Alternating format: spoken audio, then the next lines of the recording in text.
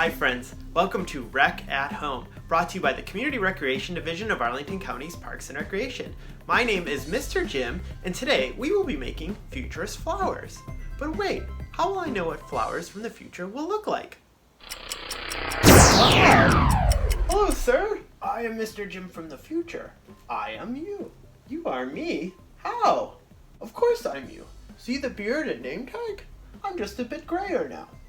I brought you flowers from the future. Thank you. No problem.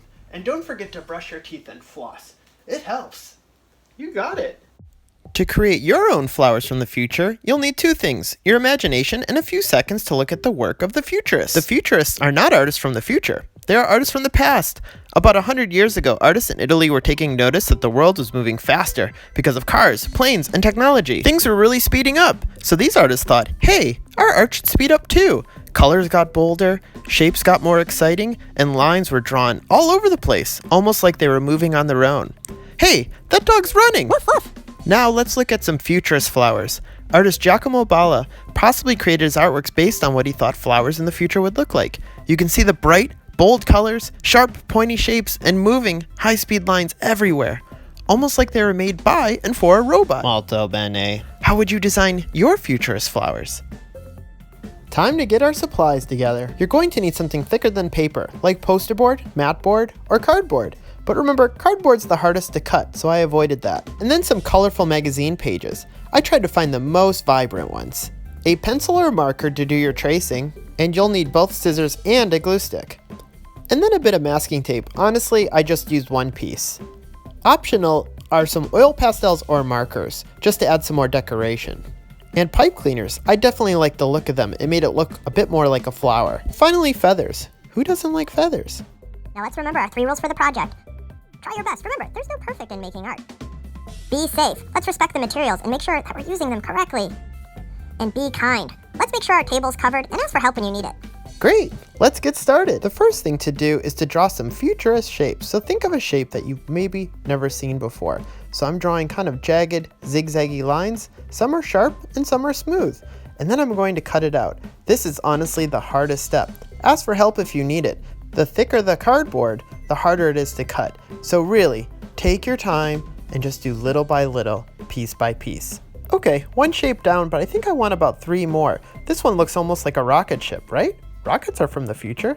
Again, cut it out and then put it to the side. I'm gonna draw my 3rd shape and again, my 4th shape. And before you know it, I'll have my 4 shapes ready to go. To make Futurist flowers, we need to cover these shapes with color. And a clever way to do that is to trace it on top of a very colorful page from a magazine. You could see here, these are microscopic views of flowers, but you could use anything, even just flat colored construction paper. So then I'll carefully cut out my shape, and then I should have a nice way of covering that shape with color. Add a little bit of glue all the way around the edges, and then maybe a little bit in between. Place it gently on top, and there you go. Wow! Do that for all 4 shapes, and you are ready to go. Remember I said that pastels or markers were optional? Well, I'm going to use those on the back. So I'm going to use my oil pastel here just to do some designs. The more color, the better.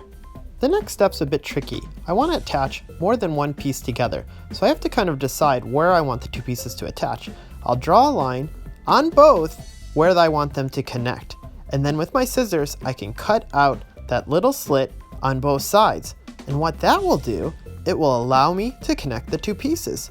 Would you look at that? Now we're making sculpture, right? It's 3D. To keep attaching pieces, you'll do the same thing. Draw a line on each piece where you want them to connect. I'm using Sharpie here so that you can see it. You'll cut out the slits and you'll slide it together.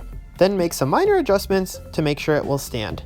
I'm going to attach my 4th piece and there you have it. I have a bouquet of Futurist flowers. An optional step is to add more decoration. I'm going to take my 3 pipe cleaners and twist them together at the bottom. To make a corkscrew shape, I can take the pipe cleaner and wrap it around my marker or oil pastel. I'm going to do that for a couple, and then for my 3rd, I think I'll bend it back and forth to make a zigzag shape.